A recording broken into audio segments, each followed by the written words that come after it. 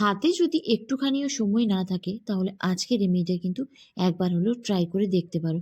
অল্পখানি বেসনের সঙ্গে যদি এই দুটো জিনিস মিশিয়ে তোমরা মাখতে পারো তাহলে ত্বকের মধ্যে থাকা অনেক সমস্যা খুব সহজে দূর হবে।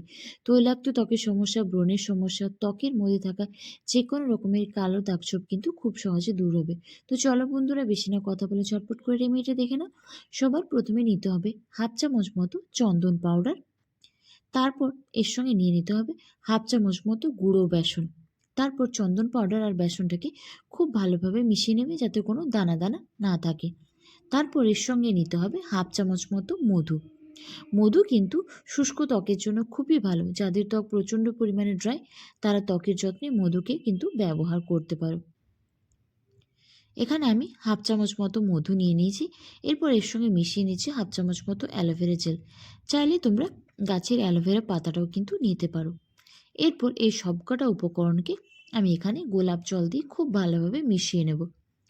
সবার আগে মনে রাখবে, যে কোনো রেমেডি করার আগে কিন্তু একটু সময় নিয়ে ধৈর্য নিয়ে করতে হবে। আজকে তুমি কোনো একটা রেমেডি ট্রাই করলে কালকে কিন্তু রেজাল্ট পাবে না। তো আমার এখানে সবকটা উপকরণকে খুব ভালোভাবে মিশিয়ে ফেস প্যাকটা রেডি হয়ে গেছে। সবার প্রথমে ফেসটাকে খুব ভালোভাবে জল দিয়ে ধুয়ে নিও। তারপর এটাকে পুরো মুখের মধ্যে লাগিয়ে রেখে দিও। 15 থেকে 20 মিনিট মুখের মধ্যে এটাকে রেখে দেওয়ার পর সেটাকে তোমরা নর্মাল জল দিয়ে ধুয়ে নিও।